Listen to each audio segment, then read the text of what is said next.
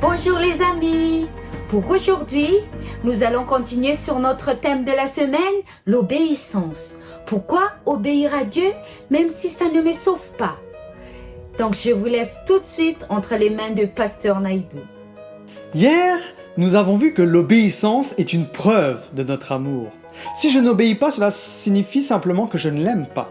Je vis donc dans le déni si je dis, professe aimer Dieu, aimer Jésus et ne pas obéir à ses commandements. Dans cette vidéo, j'aimerais vous rappeler un autre aspect, ô combien capital en ce qui concerne justement l'importance de l'obéissance. L'obéissance, nous savons que c'est la clé de notre croissance spirituelle. Ça sous-entend que si je suis en incapacité d'obéir, je serai donc en incapacité aussi de grandir spirituellement. Pourquoi est-ce que cette obéissance est-elle si importante pour Jésus? Simplement parce que c'est la preuve que nous savons changer de direction, changer de bord, changer de camp, que nous sommes repentis, que nous avons accepté Jésus dans notre vie. C'est la preuve que nous faisons confiance à Jésus pour nous donner les conseils quant à ce qui sera le mieux pour nous dans notre vie de chaque jour. Il est important de se rappeler le concept même de l'obéissance. Pourquoi est-ce que nous obéissons? Est-ce que je veux vraiment obéir? Est-ce que c'est un désir? Ou je le fais parce qu'il y a quelque chose derrière, où il y a une peur de perdre le salut? J'aimerais que nous puissions reprendre ensemble ce texte de Paul dans la lettre qu'il a écrite à l'église de Philippiens, le chapitre 2, verset 12. « Ainsi, mes bien-aimés, comme vous avez toujours obéi, mettez en œuvre votre salut avec crainte et tremblement, non seulement comme en ma présence, mais bien plus encore maintenant que je suis absent, car c'est Dieu qui produit en nous le vouloir et le faire selon son bon plaisir. » Vous savez, Dieu ne nous demande pas de travailler sur quelque chose que nous n'avons pas, que nous ne sommes pas capables. Le problème souvent, c'est que nous regardons l'obéissance comme une responsabilité. Nous regardons l'obéissance comme une responsabilité religieuse, comme un devoir. La plupart d'entre nous, souvent, nous obéissons par la loi plutôt que par la grâce. Alors qu'en réalité, une obéissance authentique n'est pas de grincer des dents et de faire une bonne chose. Une obéissance authentique, c'est justement de faire extérieurement ce que, à l'intérieur de nous, nous aimerions faire. Ce n'est pas faire des choses à contre-cœur, c'est vraiment les faire parce que je veux le faire. Et je vais le faire donc avec joie. Et c'est pour ça que Paul va dire donc au verset 13, « Car c'est Dieu qui produit en nous, en vous, le vouloir et le faire selon son bon plaisir. » Ce que Paul est en train de dire, c'est que ce devrait être, un plaisir d'obéir à Dieu. Car Dieu trouve du plaisir dans l'obéissance. Car nous travaillons à l'extérieur ce que Dieu est en train de faire à l'intérieur de nous. Si cet aspect extérieur est déconnecté de la compréhension de l'intérieur, je ne partage pas donc le plaisir de Dieu en ce que je fais. Lorsque Dieu a envoyé son Fils ici-bas mourir pour nous, il nous permet de recevoir cette nouvelle nature en Jésus. Nous avons reçu un nouveau cœur qui, justement, nous permet de faire ce que Dieu désire. Prenons un autre texte dans la parole de Dieu, Jacques au chapitre 1, à partir du verset 19. « Sachez-le mes frères, bien-aimés, ainsi que tout homme soit prompt à écouter, lent à parler, lent à se mettre en colère, car la colère de l'homme n'accomplit pas la justice de Dieu. » Pourquoi est-ce que nous devrions être lents à parler? Pourquoi est-ce que nous devrions être lents à nous mettre en colère et être prompts justement à écouter? Nous devons écouter promptement la parole de Dieu, car la chair va me faire réagir simplement face à la situation. Et dans bien des cas, ce n'est pas cette nouvelle nature que Dieu a mis en moi qui va répondre, mais c'est plutôt la chair qui va réagir et qui va répondre. La chair va rarement, voire jamais, nous encourager à faire ce que Dieu désire. Ce n'est pas pour rien que Job va dire que c'est quand il est silencieux qu'il entend Dieu. Si nous essayons de régler les problèmes par nous-mêmes, nous ne permettons pas à Dieu parfois d'agir.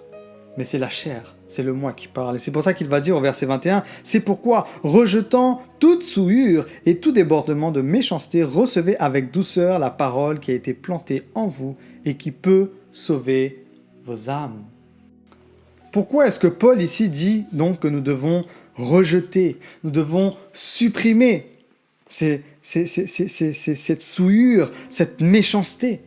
Simplement parce que cette partie de nous encore présente, malheureusement, couvre ce nouveau cœur que Jésus nous a déjà donné, que Dieu nous a déjà donné en Jésus.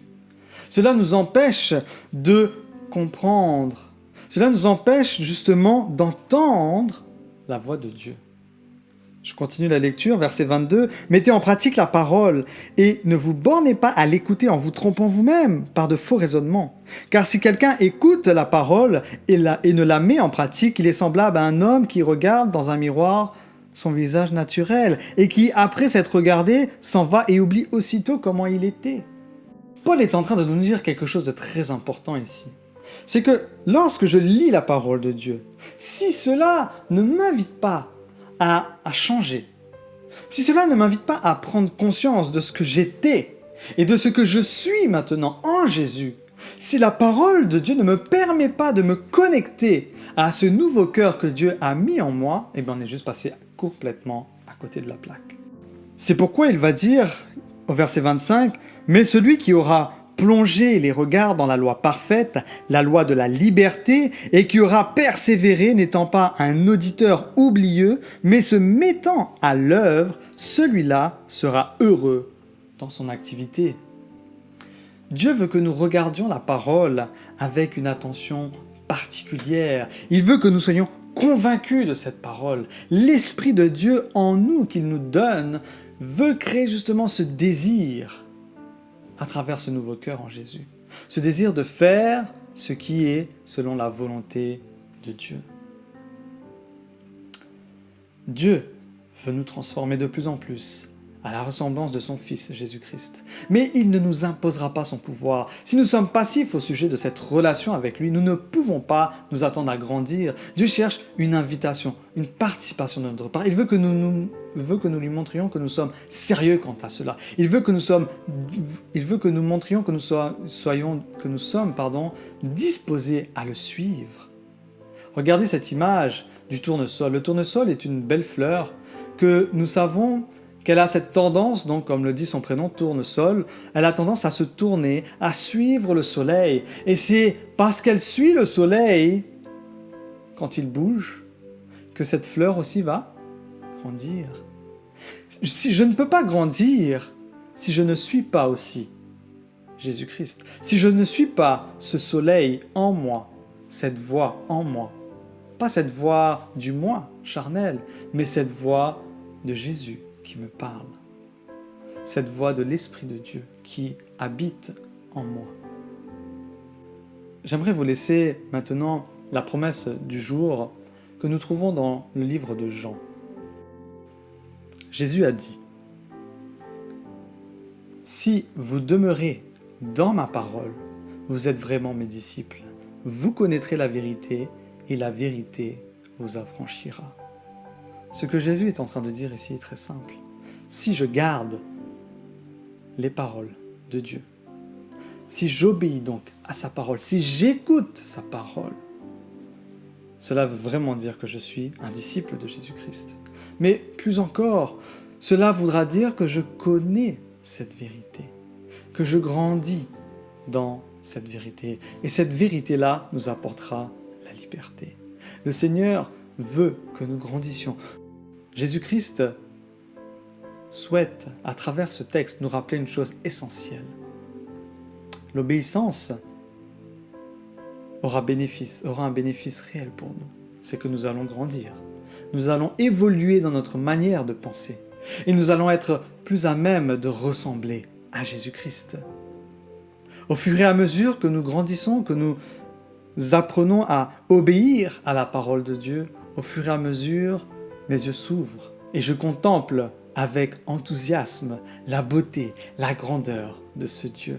Que nous puissions continuer à obéir à Dieu, pas parce que nous avons peur encore une fois, parce que nous voulons lui obéir, parce que nous voulons grandir, parce que nous voulons être libres, parce que nous voulons que cette vérité soit une réalité dans notre vie de chaque jour, parce que nous voulons faire simplement ce que Dieu désire que nous fassions chaque jour, parce que c'est le meilleur choix que nous pouvons prendre aujourd'hui et demain.